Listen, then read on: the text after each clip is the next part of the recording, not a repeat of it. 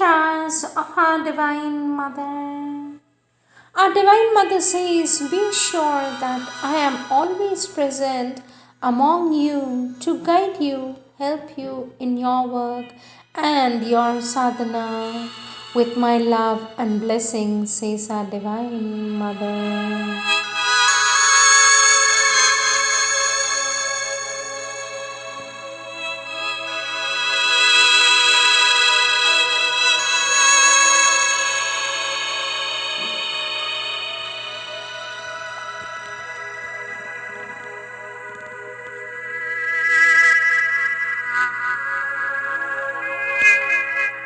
Words of our Divine Mother, taken from the collective works of our Divine Mother, 1956, date 25th Jan 1956. Quote from our Lord Sri Aurobindo Synthesis of Yoga, Volume 20, page 82.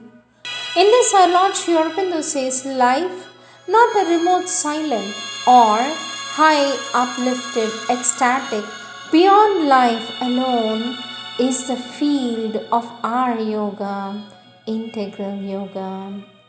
The transformation of our superficial, narrow, and fragmentary human way of thinking, seeing, feeling, and being into a deep and wide spiritual consciousness and an integrated inner and outer existence and of our ordinary human living into the divine way of life must be its central purpose.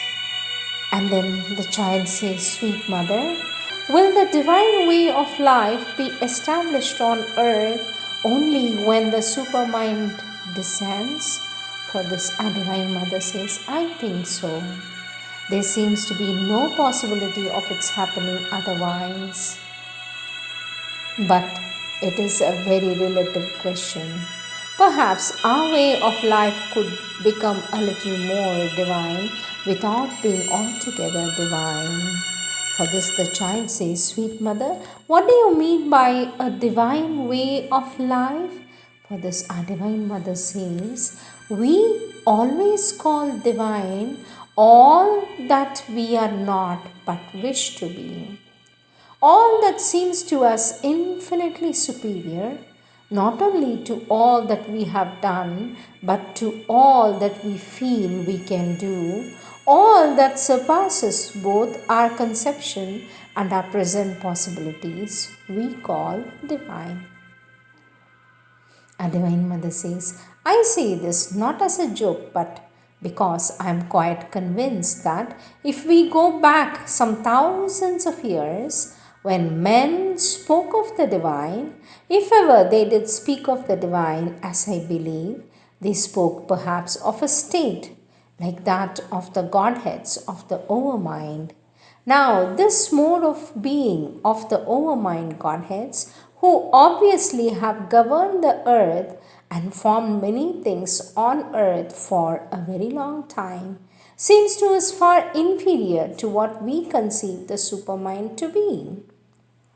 And this supermind, which is precisely what we now call the divine, and try to bring down on earth, will probably strike us in the same way a few thousand or million years hence as the overmind does today. And I am sure that in the manifestation, that it is in his self-expression, the divine is progressive. Outside the manifestation, he is something we cannot conceive. But as soon as he manifests in this kind of perpetual being, well, he manifests more and more of himself as though he was reserving for the end the most beautiful things in his being. Our Divine Mother says, as the world progresses, what he expresses in the world becomes what we might call more and more divine. So, Sri Aurobindo has used the word supermind to explain to those who are in the outer an evolutionary consciousness and who have some idea of the way in which the earth has developed, to explain to them that this something which is going to be beyond all this and superior to human creation, to man, whom he always calls the mental being, this something which is going to come will be greater and better than man, so he calls it supramental in order to make himself understood. But we could just as well say that it is something more divine than what has been manifested before. And this he himself says in what I read today, that it is infinite, that it has no limits. That is to say, there will always be a growing perfection, and what now seems to be imperfect must have been perfection for which certain ages in the earth's history aspired for. There is no reason why this should stop. If it stopped, it would be finished. It would be a new pralaya. Question, sweet mother, I have not understood this. It is for this meaningful development of the consciousness by thought, will, emotion, desire, action, and experience, leading in the end to a supreme divine self-discovery, that man, the mental being, has entered into the material body, stated in the Synthesis of Yoga in page 82-83. Sweet mother, what has the mental being, why has the mental being taken a material body? Is that what you are asking?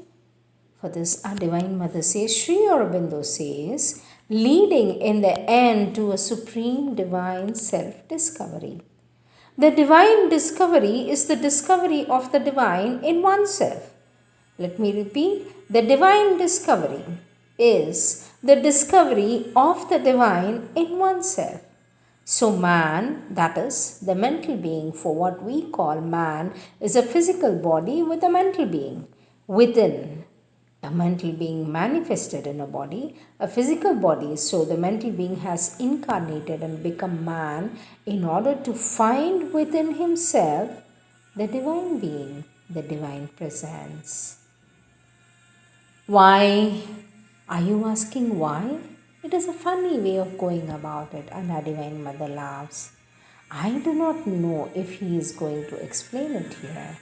I don't remember now, but one thing is certain, that this marvelous thing, the divine presence in matter, which is at the origin of the formation, of the psychic being, belongs in its own right to life on earth. So, we have already said this many times, I believe, our earth, which from the astronomical point of view seems to be only a small, insignificant planet in the midst of all the stars and all the worlds, our earth has been formed to become the symbol of the universe and the point of concentration for the work of transformation, of divine transmutation. Our Divine Mother says, and because of that, in this matter, which was perhaps the most obscure and most inconscient of all the matter of the universe, they plunged and incarnated directly the divine consciousness from the supreme origin right into the obscurest matter without going through any intermediary steps directly.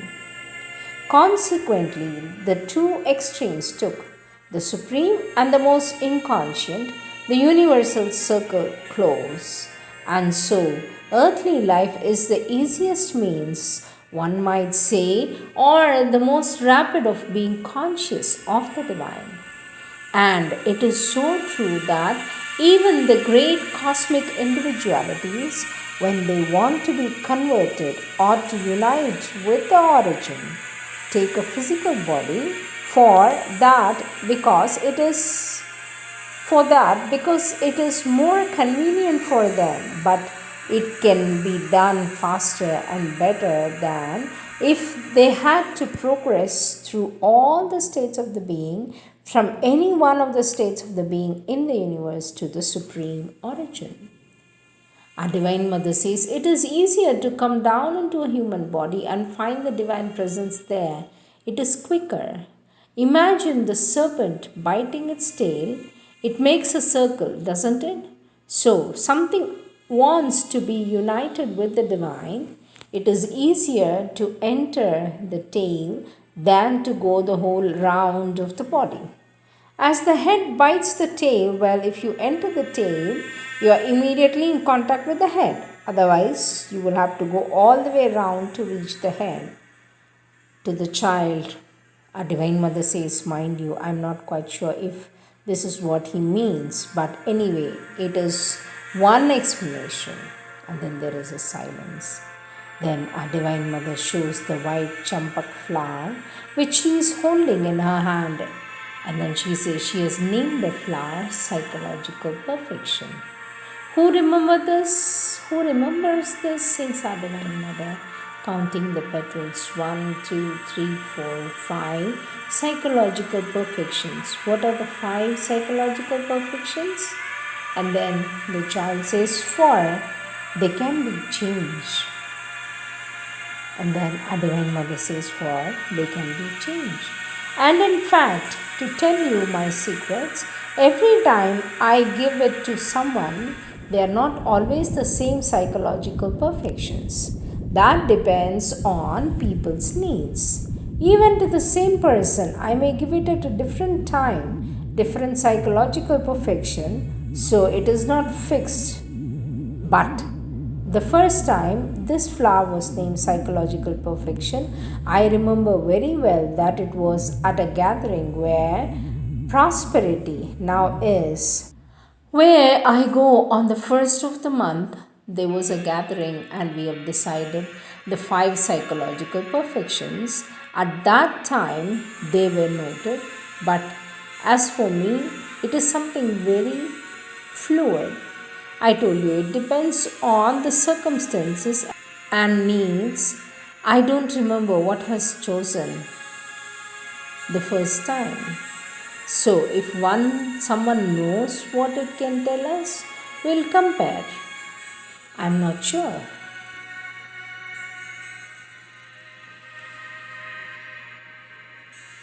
Then the child says, aspiration, devotion, sincerity, and faith. And then our Divine Mother says, add surrender. Then contient quelque chose de ton absolu. Tu es, tu vis, tu rayonnes et tu règnes.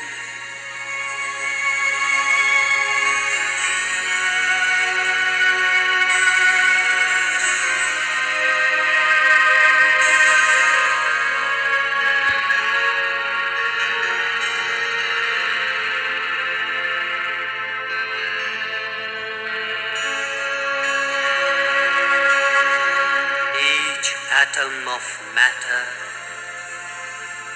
contains something of thy absolute. Thou art, thou livest, thou art radiant and reignest.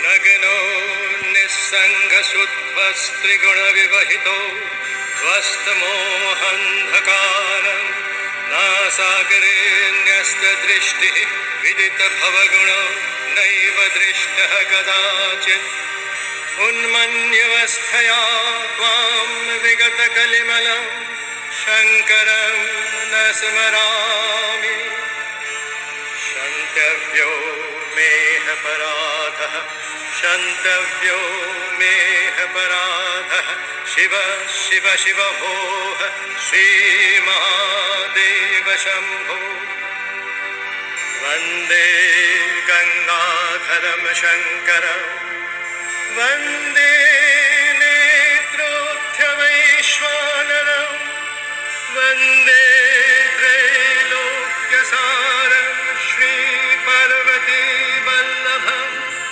Vande Shri अरविन्दम्. Now the child reads from page 74 some lines from Sri Aurobindo's The Synthesis of Yoga, volume 20, page 98, and says, Sweet Mother, our Lord has written, the law of sacrifice is the common divine action that was thrown out into the world in its beginning as a symbol of the solidarity of the universe. It is by the attraction of this law that the divinizing, a saving power descends to limit and correct and gradually to eliminate the errors of an egoistic and self-divided creation. This descent, this sacrifice of the Purusha, the divine soul, submitting itself to force and matter so that it may inform and illuminate them, is the seed of redemption of this world of inconscience and ignorance. For with sacrifice as their companion, says the Gita, the All-Father created these people. The acceptance of the law of sacrifice is a practical recognition of the ego by the ego that if it is neither alone in the world nor chief in the world, it is its admission that even in this much fragmented existence, there is beyond itself and beyond that which is not in its own egoistic person, something greater and completer, a diviner all which demands from it subordination and service. Then the child says, Sweet Mother, what does our Lord Sri Aurobindo mean by saying sacrifice to the divine? For this our divine mother says it is self-giving. It is the word the Gita uses for self-giving. Only the sacrifice is mutual. This is what Sri Aurobindo says at the beginning.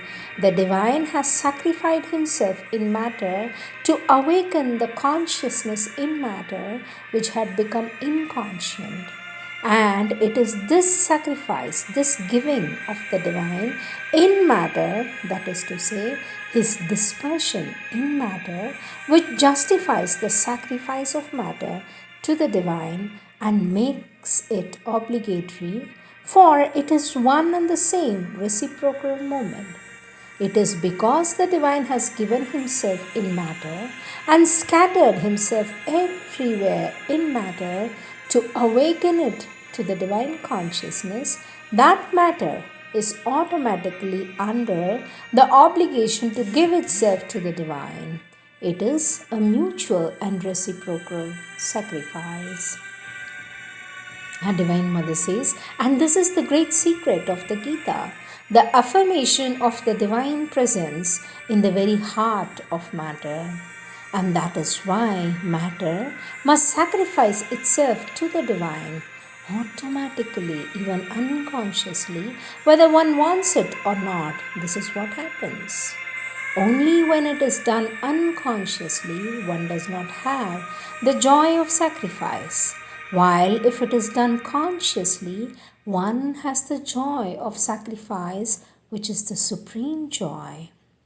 The word sacrifice in French has slightly too narrow a sense, which it does not have in the original Sanskrit. For in French, sacrifice implies a sort of suffering, almost a regret, while in Sanskrit, this sense is not at all there. It corresponds to self-giving. And then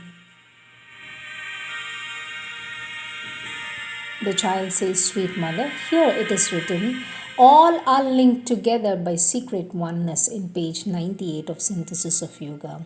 For this, our Divine Mother says, what is this secret oneness? It is precisely the divine presence, because the divine is essentially one, and yet he has subdivided himself apparently in all beings, and in this way he recreated the primordial oneness. And it is because of this divine oneness, which however appears fragmented in beings, that the unity is re-established in its essence. And when one becomes conscious of this, one has the joy of the consciousness of this oneness. But those who are not conscious, what they miss is the joy of consciousness, but the fact remains the same. Sri Aurobindo says the oneness exists. Whether you are aware of it or not, it exists. In reality, it makes no difference, but it makes a difference to you. If you are conscious, you have the joy. If you are not conscious, you miss the joy, says our Divine Mother.